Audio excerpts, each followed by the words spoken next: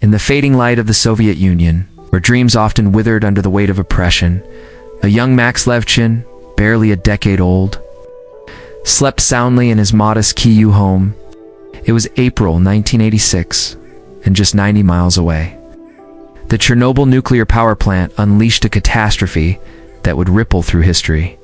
For the Levchins, a Jewish family navigating the harsh realities of Soviet life, the disaster was a stark reminder of their precarious existence. Economic turmoil in the late 1980s tightened the noose, and by 1991, fear of a collapsing regime drove them to flee to the United States. Seeking refuge in Chicago's promise of a new beginning, there amidst the unfamiliar hum of a new world, a teenage Max discovered a gift that would change his life. An early computer, a clunky marvel of circuits and code. Nights blurred into days as he taught himself to program, his fingers dancing across the keyboard, crafting software that felt like magic. By college, Max was no longer just a curious kid. He was a visionary, building programs with friends and selling them for modest sums, each success stoking his ambition. In 1998, with a small nest egg and a heart full of audacity, he set his sights on Palo Alto, California, the epicenter of the dot-com revolution. Determined to etch his name into the digital frontier, it was a blistering summer day in Palo Alto when Max, seeking solace from the California heat, slipped into a Stanford lecture hall, hoping for a nap in the cool embrace of air conditioning. Instead, he found himself riveted by a speaker whose words crackled with intellect, Peter Thiel, a polymath who'd already carved a path as a startup founder, hedge fund manager, and venture capitalist. Peter's presence was magnetic, his ideas a blend of pragmatism and provocation. Max, never one to shy away from opportunity, cornered him after the lecture, his voice brimming with conviction as he pitched his dream of a tech empire. Peter, intrigued by this 23-year-old's blend of technical genius and raw ambition, suggested they meet for breakfast the next morning at a diner on University Avenue. Over pancakes and black coffee, Max's ideas spilled forth like a torrent, visions of software that could harness the internet's untapped potential. But it was his mention of the Palm Pilot, a handheld device that was the talk of tech circles, that made Peter's eyes gleam. The Palm Pilot, with its ability to store contacts, notes, and calendars, was a primitive precursor to smartphones, yet it held a certain allure. Max saw an uncharted market for apps that could expand its capabilities, a digital frontier ripe for exploration. Peter, sensing a spark, handed Max a $100,000 check in 1998 to launch FieldLink, a company aimed at securing these pocket computers for a world not yet ready for mobile threats. FieldLink was a bold first step, but it quickly stumbled. The market for Palm Pilot security was a mirage to few users cared, and Palm's parent company had already partnered with a rival for its security needs. Max and Peter, undeterred, huddled in their cramped Palo Alto office, brainstorming a pivot. They saw potential in the Palm Pilot's infrared ports, which could wirelessly transfer data over short distances. What if they wondered users could beam money to each other, bypassing the slow grind of cash and checks? This spark birthed Confinity, a name blending confidence and infinity, and with it, a new product. PayPal, a digital wallet for Palm Pilot users. The name was a stroke of genius, simple, memorable, and versatile enough to become a verb. Just PayPal me. Confinity's team, a tight-knit group of college friends averaging 25 years old, poured their energy into this vision, coding late into the night, fueled by pizza and ambition. To fund their dream, Peter leveraged the dot-com frenzy, securing $4.5 million from Nokia Ventures in 1999. To drum up buzz, they staged a publicity stunt, beaming the investment to Peter's Palm Pilot in front of flashing cameras. The tech was finicky, Max, and his team pulled all-nighters to ensure the infrared transfer worked, but the stunt paid off, splashing Confinity's name across headlines and igniting public curiosity. Meanwhile, in the same Palo Alto orbit, another visionary was chasing a revolution. Elon Musk, a 27-year-old South African transplant, had just sold his first startup, Zip2, for $22 million, a windfall that burned a hole in his pocket and fueled his audacity. During a banking internship, he'd seen the industry's lethargy: paper checks, snail mail, and outdated systems that crawled at a glacial pace. Elon dreamed of a digital superbank, a one-stop platform for savings, loans, investments, and more, all powered by the internet's speed. In 1999, he poured nearly his entire fortune into XCOM, a name that evoked limitless possibility. Unlike most Silicon Valley founders, Elon shunned outside investors, wary of losing control after being sidelined at Zip2. His self-funded gamble signaled unshakable belief, but it came with risks. The Glass-Steagall Act, a 1930s law, forbade merging retail and investment banking, casting a shadow over XCOM's ambitions. Critics called it a regulatory nightmare, but Elon, ever the contrarian, pressed on, hiring Bill Harris, a financial software veteran. As CEO, deals with Barclays for mutual funds and a community bank for debit cards and checks gave XCOM a foothold, and by November 1999, its website flickered to life, a modest step toward Elon's grand vision. In a cosmic twist, Confinity and XCOM found themselves as neighbors, sharing a nondescript office building at 394 University Avenue, overlooking a Palo Alto bakery. Their employees brushed shoulders in hallways, exchanged pleasantries in the parking lot, shared restrooms, oblivious to the rivalry brewing. At first, their missions seemed worlds apart. Confinity's PayPal was a niche app for pamphlet enthusiasts, while XCOM aimed to append banking itself. Privately, each side dismissed the other and scoffed at PayPal's dumb money-beaming gimmick. While Max and Peter saw XCOM's ambitions as a regulatory quagmire, but fate had other plans. Both companies, almost by accident, stumbled onto the same killer feature: email-based payments. For PayPal, it was a fallback for users without pamphlets. For X.com, it was a minor perk in its sprawling platform. Yet this feature struck a chord, especially on eBay, where buyers and sellers craved a faster way to settle auctions. By late 1999, both companies were in a frenzied race to dominate this niche, offering lavish sign-up bonuses, $10 from PayPal, $20 from X-Command referral rewards to build their networks. It was a cash-burning sprint driven by the network effect. The more users a platform had, the more valuable it became. PayPal's user base swelled to 100,000 by January 2000. With XCOM close behind, each vying for eBay's millions of users, the race was exhilarating but unsustainable.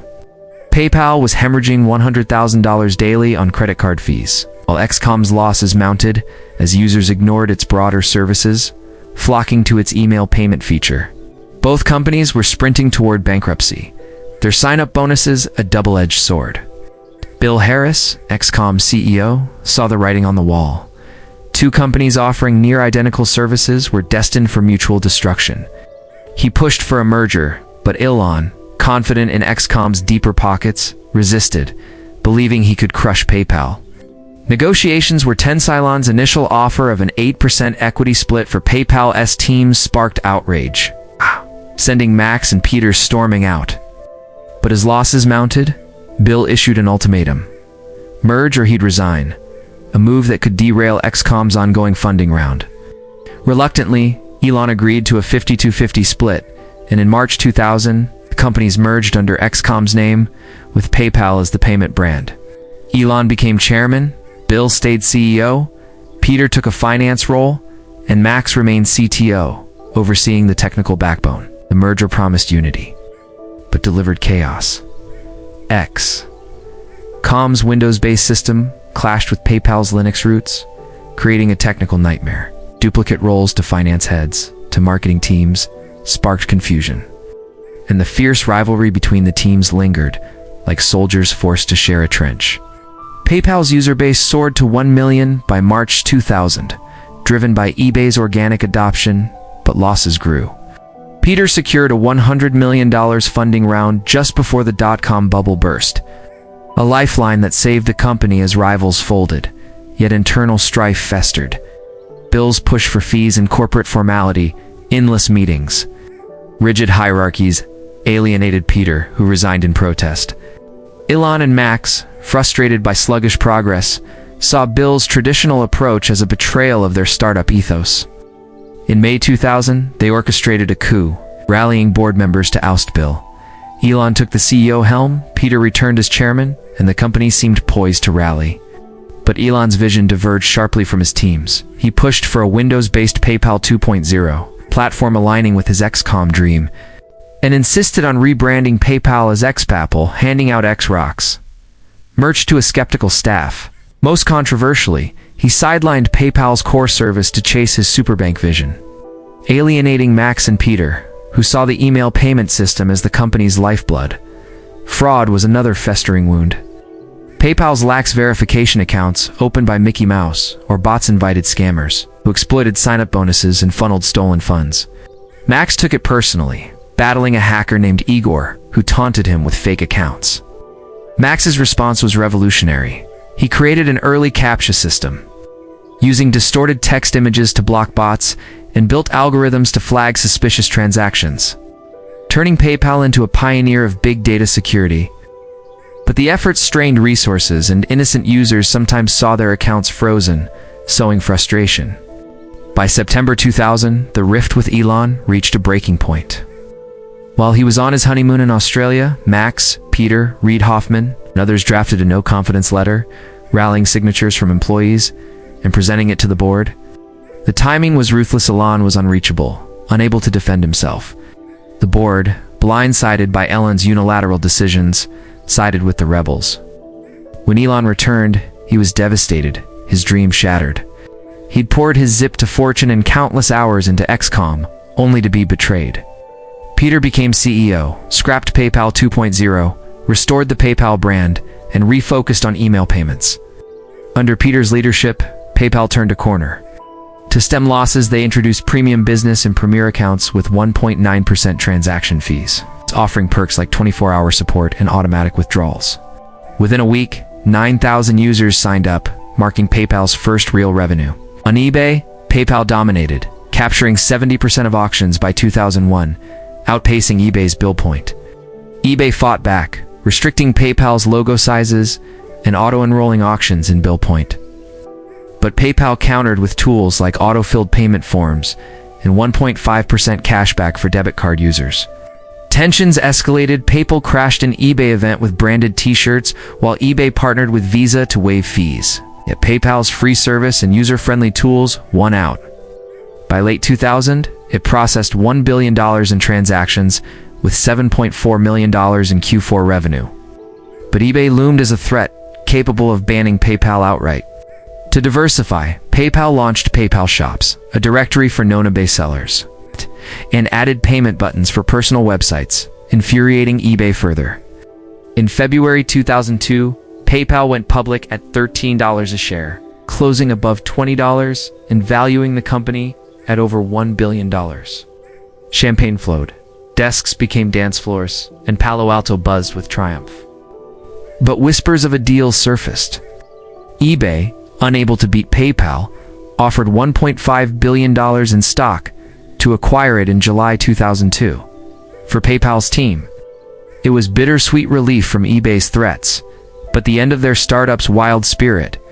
Peter, Max, and others resigned, unwilling to trade their entrepreneurial fire for eBay's corporate machine. As an eBay subsidiary, PayPal soared, hitting 100 million users by 2011 and processing $315 million daily. In 2015, eBay spun it off, and by 2024, PayPal's valuation topped $70 billion, dwarfing eBay's. Yet shadows crept over PayPal's legacy. Its promise of free payments gave way to steep fees, 2.9%, plus 30 cents per transaction. Higher for international transfers. Landing users, account freezes, often unexplained, held funds for up to 180 days, crippling small businesses. Customer service became a nightmare, with endless hold times and dismissive responses. A 2022 policy threatening $2,500 fines for misinformation sparked outrage, retracted as a mistake. But deepening distrust? On Trustpilot, PayPal's 1.3 rating from 30,000 reviews tells a grim tale.